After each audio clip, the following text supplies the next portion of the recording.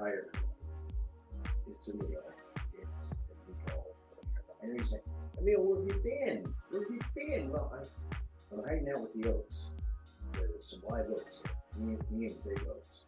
You know, there are oats everywhere. I write for a paper from Oakland. I lived and worked in Oakland. And all throughout California, they have these mighty oaks. The Central Valley filled with oaks.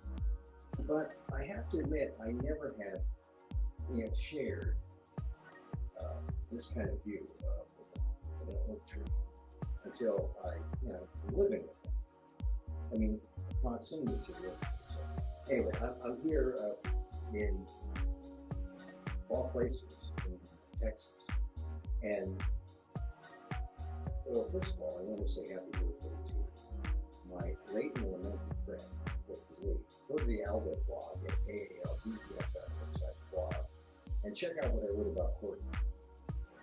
I miss him every day.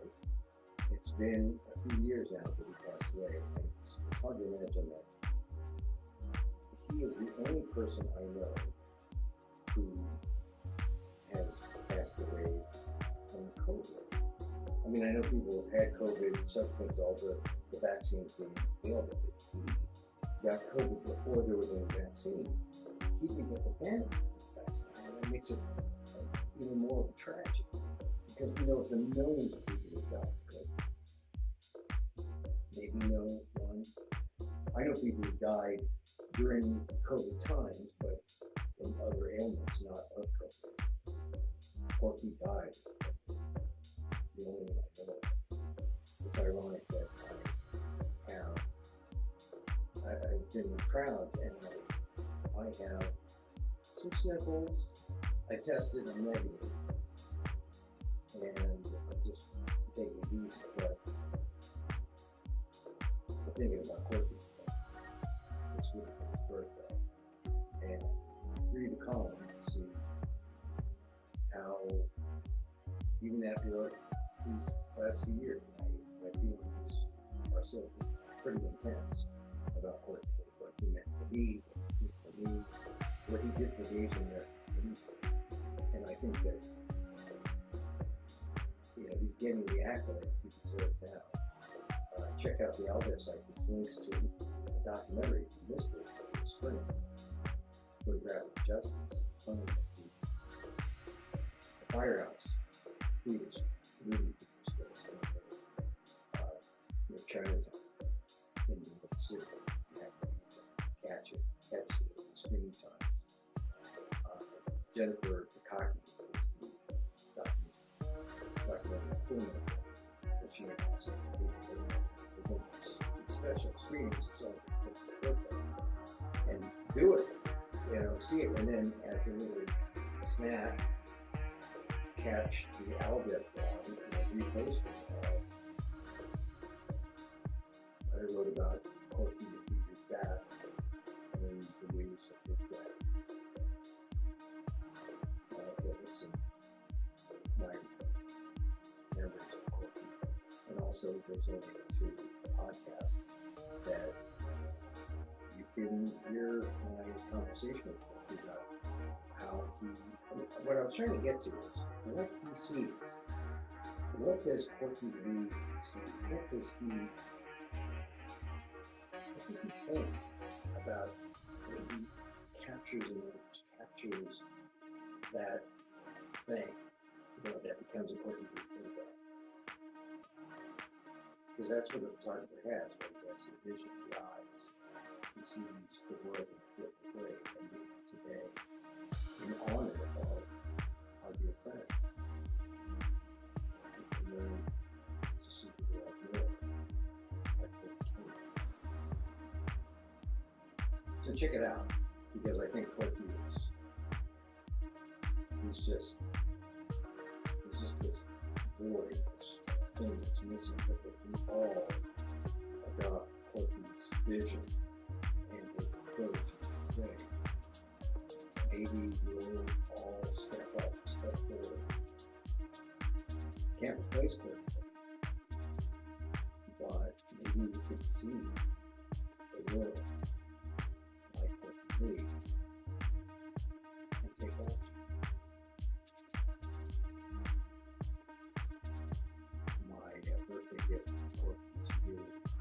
check it out on the Outlet blog, AALEVF.org/blog.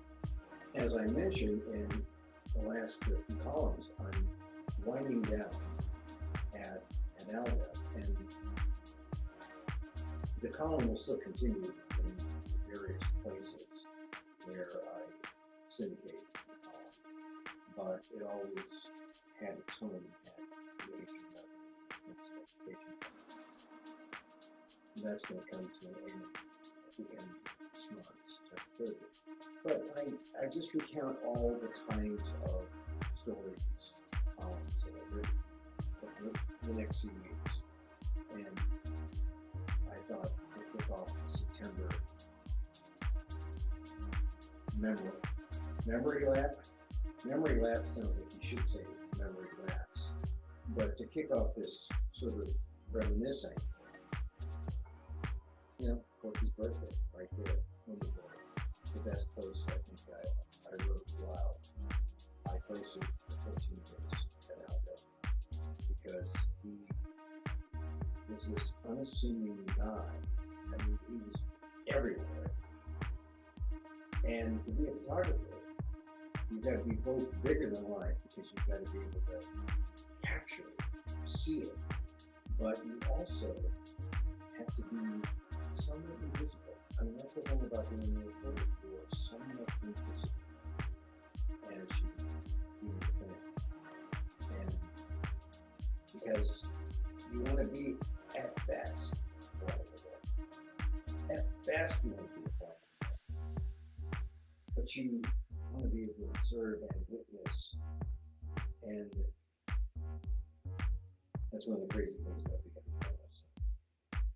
So I was here in Austin. If you've been following the blog, you know I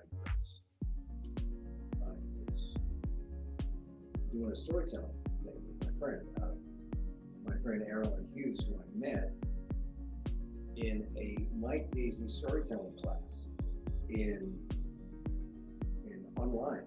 We met during COVID, when people were saying, "Oh, I'm not doing anything online." "Oh no, online is okay. Online is okay." It is okay. I'm doing this one.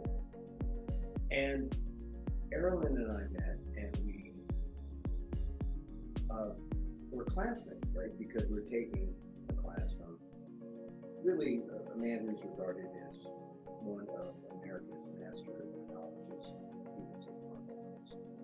master storytellers, after guys like Small Gray. I mean, there are other people now pointing in on, hey, I'm a storyteller too. I mean, there's a lot of people who want to make the claim, I'm a master storyteller. And there are guys who live at the blog, guys who have stories orally. I mean, it's a really specific kind of thing. It's not stand-up. It's storytelling. It's not oratory. It's storytelling. It's not, oh, here's a story about the frog and the prince and the prince and the queen, the princess. The princess fight over the frog because they want to kiss the white frog. Now, see, I mean, that's the kind of storytelling fantasy. Tell for kids. Tell in the libraries.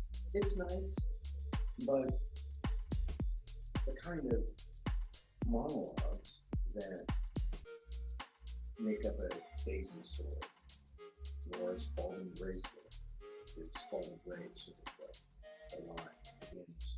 It doesn't really begin with Spalding Gray, but in America, the consciousness of storytelling and personal monologues. It begins with Spalding Gray, and even like Daisy would say, I'm a little different from Spalding Gray. I talk about ideas, I don't talk about my personal life.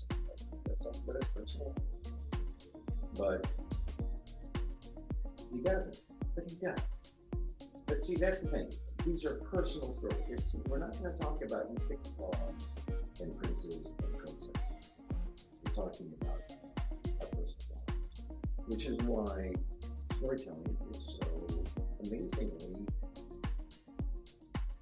addictive to tell and to hear. Because, excuse me, because what we're doing is we're talking about something real. We're repeating something about our personal lives. And you know what? We understand that these stories become universal. They're universal.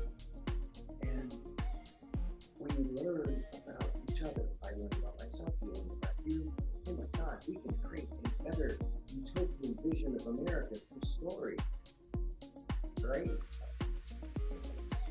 You know, what that is the hope. I don't know if it's true, but that's what people do. That's why they attract schools.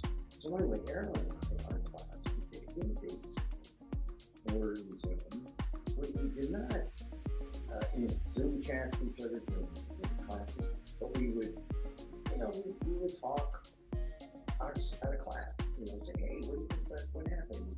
Hey, we would give feedback on each other's stories, and we kind of like, oh, we're classmates, and we're trying to, figure out this thing about talking a story out on your feet. Daisy was very big on not like saying, and this is the thing. If you write, that's one muscle. And then you read and interpret, that's another muscle. And then you act, right? And then you got to deliver it, right? So all these things, different. What if we strip it all down? And what if you just told the story that was there in the moment? Wow.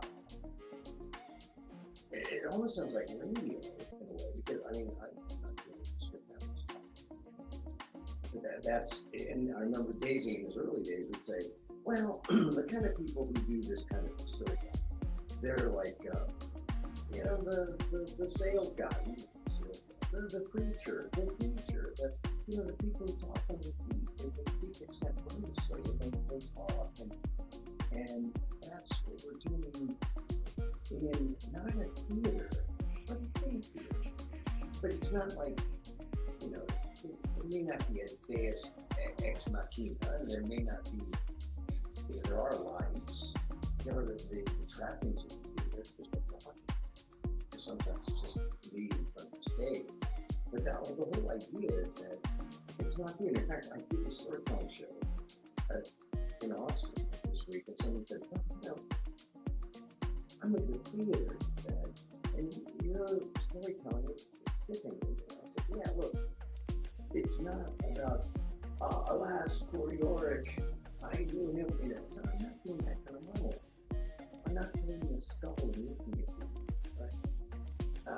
I'm telling a story about me, my life. Here it is. It's raw. I'm vulnerable. And we don't know what's going to happen next, which is the beauty about this whole thing, right?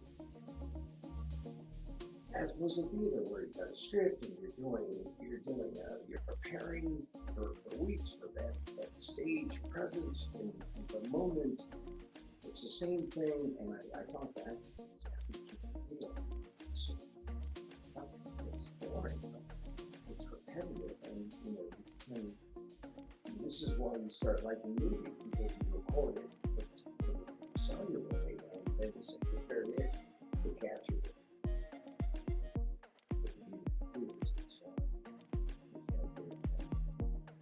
So the likeness, that's the thing. That's what we do. So anyway, Errol and I did this story about meeting in Daisy's class in Phillipsburg, meeting for the first time in person, and would that be a big thing? And there was a small crowd, under 100, but that's a good size for something at a fringe festival or something. It's animated, it's revealing, it's vulnerable, it's story, and boy, the audience seems to love it. So maybe we'll do it again. Maybe we'll make the tape version available so that people can experience it. Like, I'll put it out as a podcast, video, So that's the thing that I'm going to do another story at listen on Saturday at 7 p.m. would be awesome. Tell your friends, 7 o'clock. And it's me and five other tellers, and it should be interesting. It's part of the living room. Well, maybe it's called living room. And it's, if you're interested, go to email me, and I'll tell you where it's 7 o'clock in Austin. And so we're doing that, and maybe I'll do some invites as well. But it's fun again. Yeah, Austin is fun. I grew up in Texas. I mean, Texas would not claim it, sure, but my former life was in Texas. Back when I was 18, 19, 21, 22, 23, I those years. I made some bad choices in Texas. I made some good ones, but I made some bad ones. I made better ones elsewhere. So Texas is always going to be part of my heart. I used to cowboy. So I was, instead of that season really short, that was and cowboy boots were great, except they weren't that comfortable. In the first 5 years, you got to keep them for 10 years, and then you work and you have them for 10 years. And I kept reselling, because by the 5th year, they're really great. The first 5 years, you're like, why am I wearing these cowboy boots? And then, of course, I realized, wait a minute, I'm vegan. I can't cowboy boots. Now they have vegan cowboy boots, but they're like $6, $7. So I usually like these, cloth shoes, vegan shoes, so not cowboy boots. But I think about cowboy boot stores. Anyway, so Austin's kind of wild and crazy, and I'm watching the political scene, and man, I have seen in Texas a lot of Trump stores, but I have seen more Kamala Harris posters and other stickers and Kamala Harris t-shirt.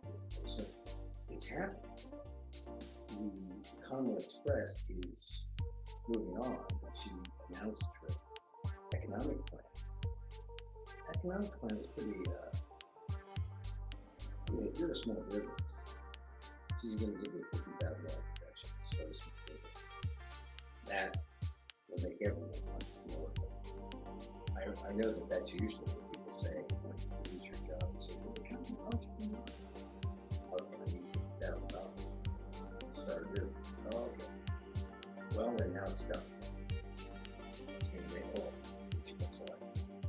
Because she's still going to do what Biden has suggested to cut capital gains or raise capital gains, which is fair. It would be fair. This is for people making $1 million. And if you achieve it, lower to that 28, lower it by 10 points. So not as fair as Biden. So she said, hey, look, I'm not Comrade Trump. Well, you know who's saying she Comrade Trump. He was more comrade than Kamala. Trump has more connection to the Russians and the Communist Party. Right? Remember when he said, to Russia, if you're watching, tell me about those 30,000 emails, 3,000 emails Hillary Clinton sent. And now they had the indictment yesterday, Russian operatives who were doing the thing, and they're putting out misinformation. The Justice Department is going after them. I'm telling you, and then Donald Trump had his own economic plan. And his economic plan is based on tariffs, which the basic thing about tariffs is it's not paid for by China, as Donald Trump. It's paid for by you. It's going to add maybe $4,000 to your tax bill, or what you pay in taxes, because the prices of goods are not that much higher because of the tariffs. That's what Donald Trump is. the ones who are always economists saying those tariffs are going to bankrupt the United States. They're going to make us have stagflation, which is recession and inflation at the same time. Meanwhile, Donald Trump, pushing his plan, is saying, "Oh, Kamala Harris, Kamala is in charge. We're going to have the worst president. We're going to have the president." But it's pretty clear. You're Trump. That's doing work. Right? They're the gold dogs. If you can follow the investment rules, lifetime guys start to hear in the hearts and say, "Oh, you better buy gold. You better buy gold. You better hide your money under the pillow. You're going to lose your money." You know, that's Donald Trump's not like the sky is falling. The sky is falling. Meanwhile, Kamala Harris is smiling. Say, here's this small business. I mean, but she's serious too on this. Yeah, she's man. You know, that is so. I don't know. I was thinking about the shoot starting through Texas. I've been driving around the state, central part of the state, single highway, and taking and then comparing right there in California, thinking, "Ah, that's like part of California." This is what they have too, especially Texas, like Perry State, Perry State, and then the news. And there's some security. It's so sad.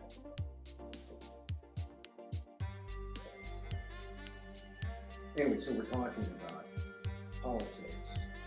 It seeps through just as it comes up in conversation. Even in my story time, I did. But it's directly about politics, but it's about the world is directly about politics. As I'm here, the Texas Tribune, which is a nonprofit, I think it's VC funded nonprofit news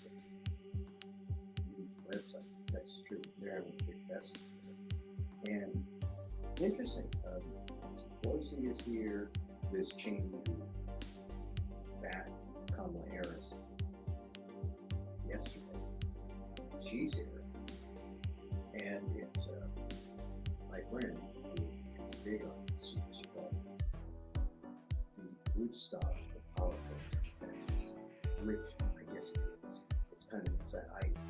I'm trying to cover it's like one day virus here,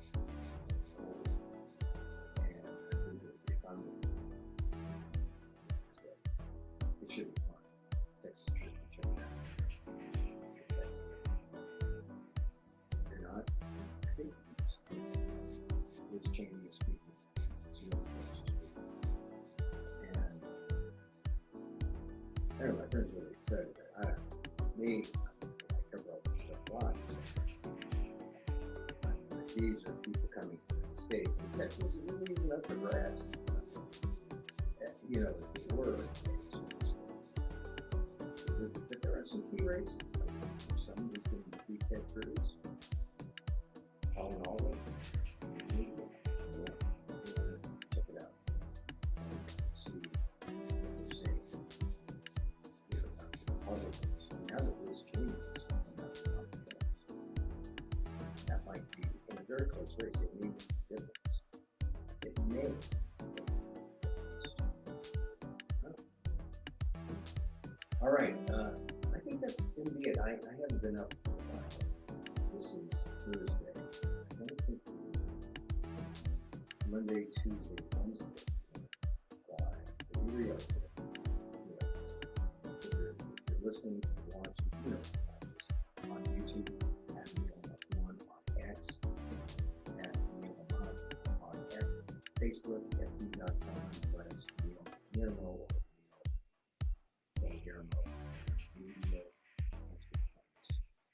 and I'll try to pop up where I can.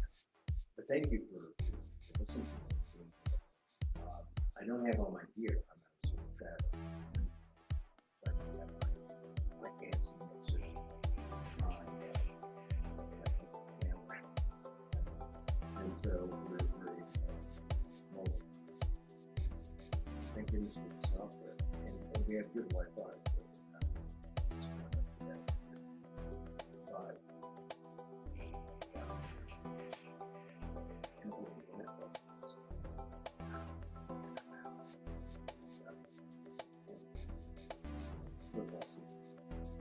I was going to take people out of the mix. I was still engaged. Catch the highlight. I'll tell you what, I'm more engaged. Yeah, I hate the part. She can play. She can play that game. I mean, when there's no basketball, and I'm like, the women are good. The women are good. Kelsey, I mean, you know, she's good. And they can shoot. And why is it that the guys can't shoot exactly? Anyway, all right, I'll check back with Mark. But thanks for listening. Thanks for watching. Thanks for watching. Hey, we like to close the room with a page. You know. Sometimes it's best just to.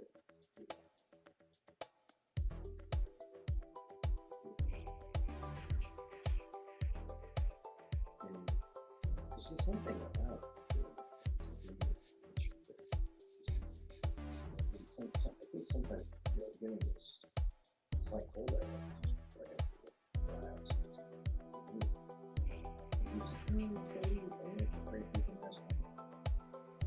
I had this big mushroom salmon that was fried. Deep fried. Please.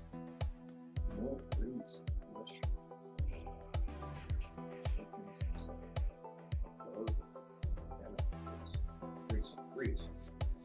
Grease with the mushroom, not a bad taste. But sometimes I'm going to taste.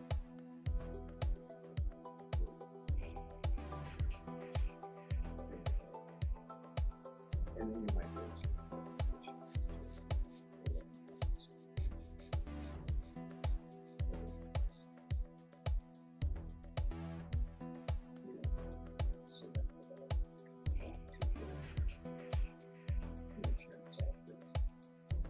Think about it.